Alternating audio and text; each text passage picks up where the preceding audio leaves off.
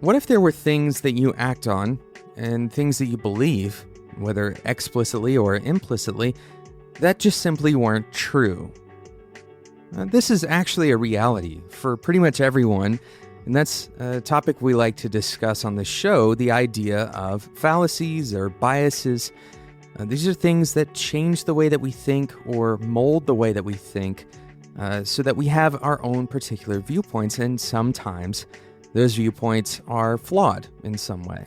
In today's episode, we're going to talk about 3 of those biases or fallacies that you need to kind of protect yourself from as a developer. And our goal on this show is not to create fear, but instead to equip you as a developer to be able to face this kind of stuff. My name is Jonathan Cottrell. You're listening to Developer T. My goal on this show, my big goal on this show, is to help driven developers connect to their career purpose so they can do better work and have a positive influence on the people around them. And of course, for you to connect to what you want, or for you to connect to a purpose, an underlying kind of methodology of thinking and believing and values that you have about the world and beliefs that you hold that drive your actions, for you to be able to do that, you have to understand the way that your mind works. You have to know what you believe. You have to actually be able to articulate it. Or if you can't articulate every single thing that you believe, because that would be incredibly difficult, you do need to be able to understand some of the areas that may be detrimental for you to not have control over, or at least have awareness about. Now, this isn't the first time we've talked about biases or fallacies on this show. This is actually a very common topic that comes up pretty much in every other major topic. This is embedded in it because we aren't really talking about, some specific thing that is quarantined to one area of your job. This is really talking about a high-level perception, how you see the world, how you can actually decode the things that are happening around you.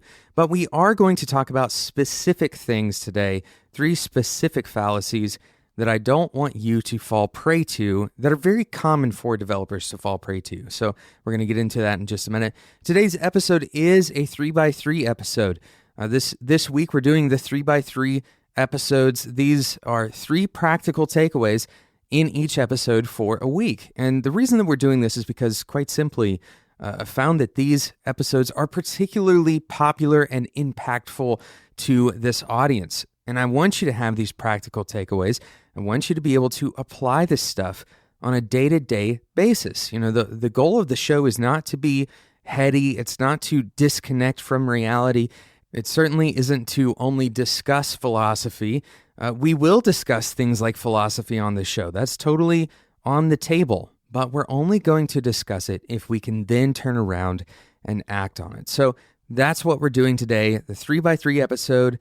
3 fallacies that I want you to avoid as a developer. The first one, this is a very strong fallacy. Everyone goes through this. We believe that, and the fallacy is, you will remember everything you did today. You will remember everything you did today in the future. Perhaps another version of this fallacy is, I will remember better as I go along. I'm going to remember today better than I remembered yesterday. That my power of memory is somehow getting better over time. And that even though I can't remember my childhood and I can't remember, 5 years ago very well, it's not very clear to me that actually, today is pretty clear. And I'm not going to forget what's happening today. And this is totally incorrect. This has been studied many times. More specifically with relation to learning, but the same insights can apply in many other areas as well. The studies show that the forgetfulness curve looks something like this. When you get new information, let's say when you're reading a book or maybe you're listening to this podcast, even when you are intentionally engaging that information, in about 2 days, the course of 48 hours, you will have forgotten over half of it. The number's about 40% that you're going to retain after 2 days. Furthermore, your brain is selective about what it remembers, even in the short term. For example, even though this podcast has only been playing For a few short minutes, could you recite every word of what I've said without re-listening and writing it down? In fact, even if you did this 20 or 30 times, if you reread or re-listened to everything that I've said, to recite it word for word would be a huge, difficult task for your brain to accomplish. And the point of what I'm saying here is not to, lead you down the road of trying to increase your memory ability, but instead to recognize that memory is not nearly as simple as we may intuitively believe that it is. The salience and presentness of the information that we have in front of us makes it feel like we will never forget it. It's very easy to believe that the feelings and the emotions and all of the present nature of things, you're looking around you, you can see, you can feel, you know exactly what's happening. It's all happening in real time. So it's hard to believe that you're probably going to forget it. And it may even feel a little bit alarming or negative that you would somehow lose sight of these moment-to-moment interactions that you have with the world. But I want to encourage you, don't let this cause you anxiety. This is actually how our brains are, they're engineered this way. They work this way. Our brains are prioritizing other things. They're prioritizing other things. They're not using their energy and their space to remember things that are basically useless, right? And it's very difficult to signal to your brain what is and what isn't useful. Our brains are prioritizing other things like survival and food and tons of other things that we can't really explicitly nail down exactly how it's working. There's not an algorithm that we can go and read that explains how the brain makes these decisions, but the information our brains is collecting and then associating with other information, this is one of the major mysteries of the way that we think, the way that we see the world. And so we can't look up what happened, on a random Tuesday afternoon 4 years ago without the assistance of some recording mechanism, maybe a computer, right? Or a diary, for example. Keeping history is a difficult process for this very reason. And because our brains tend to forget most of what happens to us, not just some of it, most of what happens to us, our brains tend to forget, and instead adapt to the impressions of what happens to us, recalling information based on association and context when it is most relevant. So why does this matter? Why does our forgetfulness matter? First of all, it's important to remember this just in general, because a lot of the experiences you're going to have, a lot of the social experiences, a lot of the relational experiences, they're going to rely on memory of some sort, or you're going to have some kind of intuition based on your memory that may not be shared with another person. So it's important to have that understanding that your memory is really kind of a complicated machine that you don't really see the source code of, right? But the other piece of this is, if this is true, if we forget most of what we've done, if we forget most of our experiences, then we shouldn't write our code as if we will understand it implicitly in the future. You should write your code for other people to read it, but sometimes that other person isn't actually another person per se, but it's simply you in the future, right?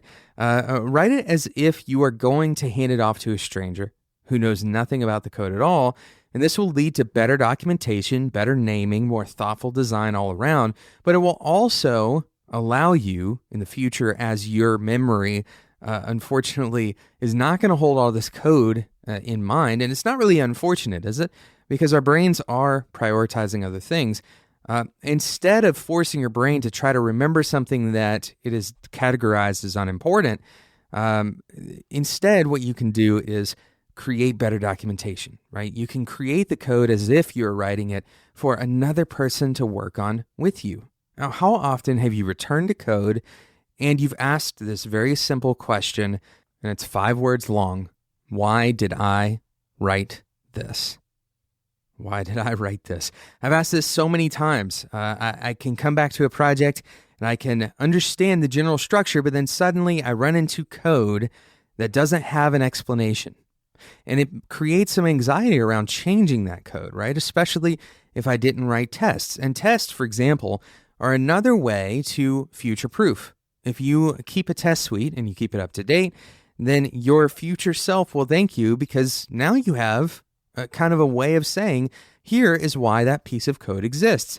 If I remove that piece of code, then this test starts failing, right? So documentation testing, naming the overall design, the intentionality of what you do, the quality of your work as a developer is going to go up if you internalize the concept that you're probably going to forget. You're not going to be able to hold in memory all of the reasons why you designed it that way. You're not going to be able to recall the entire application structure, even as soon as just a few days from now. So make sure that you are building as if you are building for a stranger, someone who is not watching over your shoulder, who isn't in your head. Someone else is going to be collaborating with you on that code. Of course, the side benefit is if someone else does come along, right? If another developer comes along to actually collaborate with you, or if someone else picks up the project and you move on to something else, well, you're already prepared for that. You don't have much of a crossover in training. You don't have to, rely on person-to-person communication in order to make that transition a little bit smoother. Of course, everything is in moderation. You're probably going to still have to do some person-to-person. You're probably still going to have some issues with remembering, even with good documentation, good design. There's no silver bullet answer, unfortunately. And this stuff is hard. Being a software developer is hard. That's why we can have so many episodes of Developer Tea about subjects like this, and it still isn't answering every single question. There's always going to be more questions and more problems to solve, but taking steps towards solving those problems, that's the key. That's kind of the key takeaway. Let's move on to the second fallacy. The second fallacy that I hope you can prevent from falling victim to. You may have already fallen victim to these fallacies. It's very easy to believe these things. So number 2, if we try hard enough, we can estimate large projects or tasks. If we try hard enough, if we try long enough, we can accurately estimate large projects and tasks. Unfortunately, the information that we have available, the studies that have been done on project completion, project success, estimation, pretty much unilaterally agree that estimation is something that humans are very bad at doing. And this gets worse as the thing that you are trying to estimate gets larger. More specifically, if you are trying to estimate how much energy is going to be needed to accomplish a task, and in particular, a complex task that hasn't been accomplished before, if you're in that scenario and you're trying to estimate a large task, a large complex task that's never been done before, you're probably going to be wrong. And you're probably going to underestimate. According to most data, in fact, there is a chaos manifesto. This is found on the version 1 site. If you're looking for it, probably search Chaos Manifesto 2012. But less than a third of projects finished on time and on budget in 2012, according to the Chaos Manifesto. A study published in the Harvard Business Review, which analyzed over 1,400 IT projects, found that all but 1 in 6 projects, that's 83%. Actually, more than 83%. 83% of projects have cost overrun of 200% on average, and a schedule overrun of almost 70%. And this concept is known as the planning fallacy. This is a fallacy that was discovered by Daniel Kahneman and Amos Tversky. On the Wikipedia page, you can find a really good study that was done by Roger Buehler, Dale Griffin, and Michael Ross back in 1994. And what this study found, in 1994, 37 psychology students were asked to estimate how long it would take to finish their senior theses. The average estimate was 33.9 days, right? Put this in your mind, 33.9 days, about a month. They also estimated how long it would take if everything went as well as it possibly could, and that average was about 27.4 days. And then if everything went as poorly as it possibly could, averaging about 48.6 days, all right? So we're looking at a range of about 27 to 48. We'll say, that's almost a 100% increase from the best to the worst case scenario.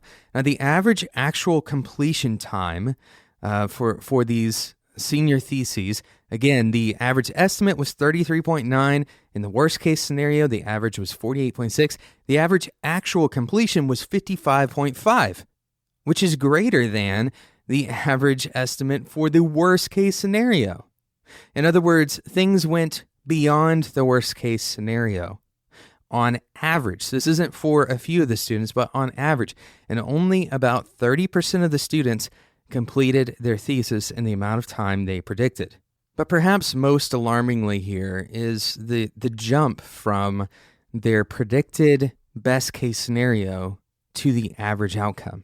The predicted best case scenario was around 27.4 days, and the average completion time is over twice that. This is a huge fallacy that we very often become victims of in good intentions. And this is such a problem in development, especially because so much of what we do is still in the unknown category. Now, there are many theories as to why this occurs, why humans are bad at estimating. More specifically, we're bad in the worst direction, where we underestimate what it's going to take, which means that we end up in a costly scenario. Very often, overestimation is actually a better idea. It's a better call to overestimate. It would be a better outcome if we overestimated and then had the extra time or the extra resources available to reallocate to other places, but unfortunately, this isn't the case. So, theories as to why this occurs. The first theory is blind optimism. This is just simply not thinking about everything that could go wrong. We aren't thinking about the variety of factors that we can't predict. We can't predict sickness, for example. We can't predict accurately, how good we're going to feel on a given day, how energetic we're going to feel. We can't predict accurately how often we're going to be interrupted. There's so many other things that we can't predict, and this is not even getting into the fact that we can't predict what kind of technological hurdles we're going to face, incompatibility issues, even changes in the business market that we have absolutely no control over. So blind optimism, this is a huge issue. Number two, the next theory is wishful thinking. We are eternally optimistic as developers, especially when we see a relatively clear path, when we feel that we have certainty about how we would go about attacking a particular problem. We have a sense of positive kind of optimism, wishful thinking that encourages us that we're going to be able to do this particular task in a shorter amount of time than we actually will. Because we can see the finish line, we have a hard time judging how far away it is. The next theory as to why we are bad estimators is the self-serving bias. So if we're thinking in terms of learning, we can look back into our past and we can kind of predict what's going to happen in the future based on our past. And you would think that this would help us become better estimators. But for some people, it actually makes it worse because things that went well in the past, we tend to apply that credit to ourselves. And things that went poorly, we tend to blame other people, right? So what this means is we kind of cherry pick from our past experiences to build the picture of our own ability. We feel good about our future abilities because we've cherry picked the good things from the past. So there's plenty of other theories as to why we are bad estimators. We can't get to all of them, obviously, in one episode because this study has been going on for a long time. But I do want to give you a takeaway from this fact that we're kind of bad estimators as a general rule. So when possible, we should reduce every estimate to the smallest possible item to be estimated. In other words, break up your estimates into the smallest things that you can estimate. We're much better at estimating how long it's going to take to walk across the room than we are at estimating how long it would take to walk across the city or even across the neighborhood. The same is true in most things. If it's smaller, it's going to be easier to size up. So break it down into the smallest thing. Ask yourself, in the worst case scenario, how long could this take? And then add more to that, right? Recognize that you cannot, reasonably evaluate the things that you don't yet know are going to happen. Evaluate the real problem with estimating more realistically. The driver here is often fear of losing a client or a promotion or the approval of peers. Now, I have a personal theory on this. This is kind of a bonus theory here. People want the gratifying effect of an on-time estimate today. We want to feel the sense of accomplishment today by estimating that we could finish something in a certain amount of time that satisfies the requirements of a given project or satisfies the desires of a client or a boss or even a coworker. We get that gratifying effect by making them happy with our estimate. And we fail to measure the future negative effects of an overtime or over budget reality down the road. So that future pain is not a strong enough threat to avoid the gratification today. So this concept is, it's supported by some psychological theory, but certainly there haven't been any studies done on it. It's just a personal theory. Okay, so we're going to move on to our third fallacy that I want you to avoid as a developer, and that is there's a definite way, a definite best way to do something. Now, given a infinitely small moment in time, there may be a single way to optimize for particular variables, right? If you could stop time from moving on, if you could stop all change, all dynamic events from happening, and if you could control for every variable, then perhaps you could determine one best way. But the reality is far different from this. Everything around us is always changing, and it's always evolving and transforming. Even we as humans are doing this. We're growing, we're being born, and we're dying. So this is at a fundamental level. Change is kind of the only constant, right? We've heard this quote before. And so the reality is there's so many variables that the best decision in a given scenario may be changing instantaneously from one decision to another. Now, our jobs as developers is not to try to track this change. It's not to find the absolute best way. It's also not to find the best language or the best tool, the best framework. It's not to find the best person to hire. Instead, it is to make the best of a situation with all of the things brought into consideration. Now, this balance is difficult to achieve, but it is the most important reality for developers to understand. It is extremely difficult to get this perspective without having other people who will help you to understand the different competing motivations. It's easy as a developer, for example, to think that the technicalities of a platform are kind of the linchpin, of utmost importance. And we also adopt various beliefs of parallel industries. For example, if we work heavily with visual designers, we may have a high level of importance that we place and a bias towards visual organization. And likewise, if we work with a marketing guru, then we might place a lot of emphasis on A/B testing or validation from day one, gathering data. If we work in a culture of agile practitioners, then we may lean towards the idea of MVP and constant iteration over grand design. In order to become better as a developer, you must be able to consolidate these competing motivations. Not destroy the ones that you don't personally find valuable, but consolidate the competing ones and find the most effective balance between them. Sometimes this means prioritizing those motivations so that when you're faced with a decision that compromises between one or the other, you have a rubric for making that decision. Sometimes it means finding creative ways to satisfy a whole handful, a host of motivations.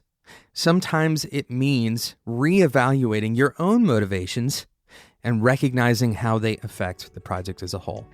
These are 3 fallacies that I think are super important for you to pay attention to as a developer. I hope that this episode has been enlightening, inspiring, and maybe it's going to protect you a little bit from a misstep that you would have made otherwise. I hope that's the case. I hope you've been challenged by this episode, and I hope you'll listen to the other 3x3 episodes from this week. If you're enjoying this podcast, make sure you subscribe in whatever podcasting app you use. That's not for everyone. Not everybody needs to subscribe to this podcast, only people who are willing to think and be challenged while you're listening to a podcast. This is not really a light listening kind of experience, is it? We're dealing with the things that we really need to deal with as developers. Thanks so much for listening, and until next time, enjoy your tea.